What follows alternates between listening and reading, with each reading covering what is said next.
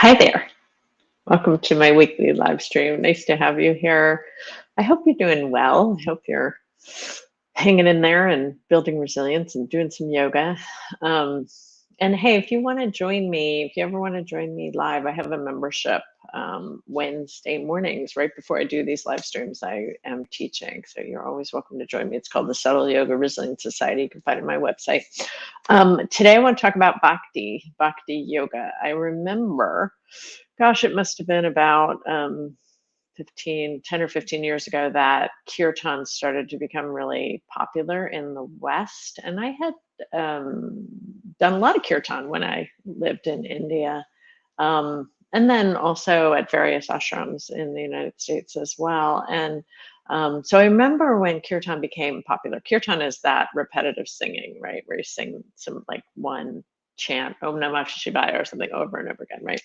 And it's a very important part of the bhakti practices in India, in the tradition.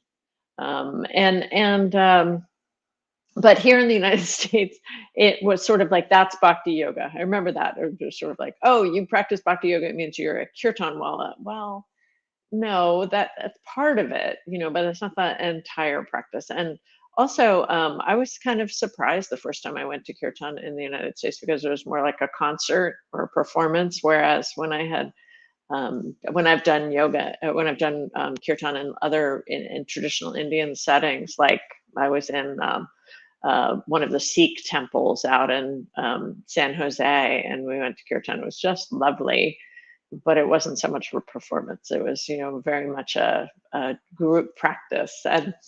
And one time I was at Amachi's ashram in Kerala, which is in India, and she's that famous guru that hugs everybody. I was at her ashram, and she was she was leading the kirtan. She was singing kirtan, and boy, she did not have the nicest voice I've ever heard. It was really loud, and I was like, oh, that's not a performance. So actually, the word kirtan means to sing so that it touches another's ear.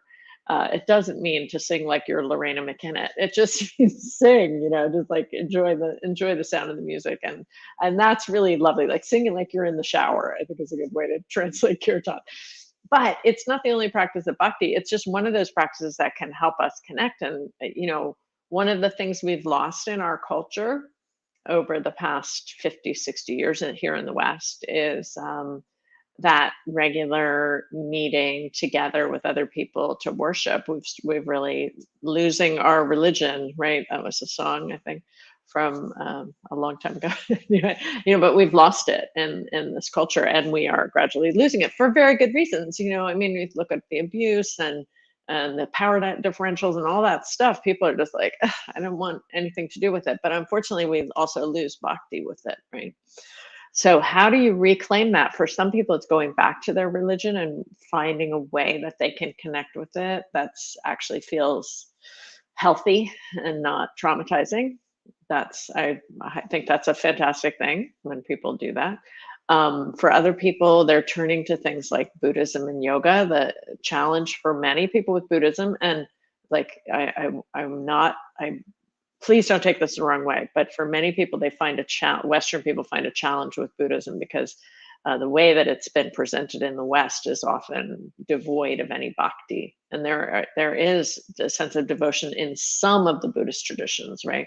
Like, for example, I was in Thailand many years ago, and I went to some of the beautiful Buddhist temples, and they're extremely devotional. People bring fruit and put it on the altar, and they're saying prayers, and there's a huge Buddha, and it's like there's a real strong connection there. So it depends on how it's practiced. Really, it depends on how it's practiced. But I have talked to people in the West who are like, I'm not getting that sort of sense of sweetness from it.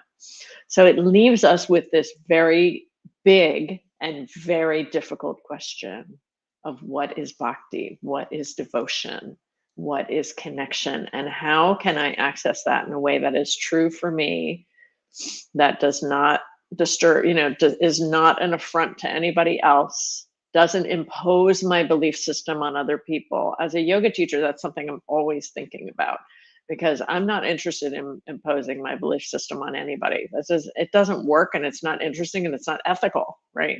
what I'm interested in is helping people find that inner juicy spirit within themselves. That's interesting to me. That's powerful to me.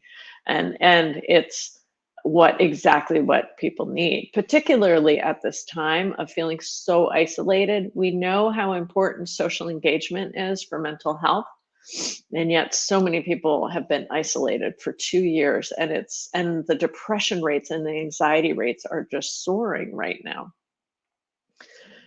What Stephen Porges says is, when you can't have that connection, or if you like, you can also find that social engagement by connecting to your higher self.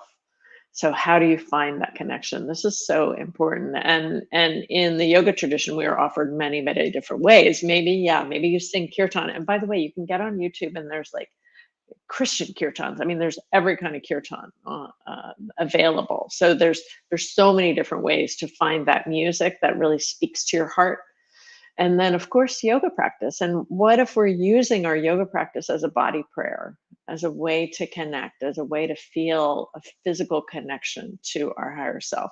That's another way. And then so kirtan, body prayer, and the third way I would offer is mantra, because mantra gives us an opportunity to feel that intimate connection that's in every breath. Right? That's what mantra is. Every single breath is filled with this divine love. Every single breath can be filled with divine love when you tune into it. So I hope these are some of these ideas about bhakti are helpful for you. I'd love to hear your opinion. How do you find bhakti? Like, how does it speak to you? What works for you? What from the tradition is working for you?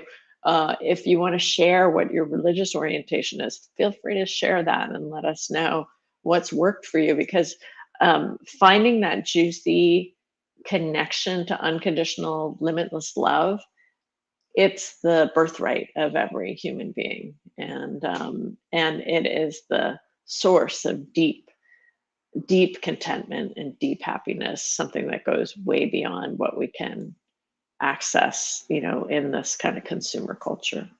Thank you so much for being here. Lots of love to you, and please leave a comment. I'll see you next week.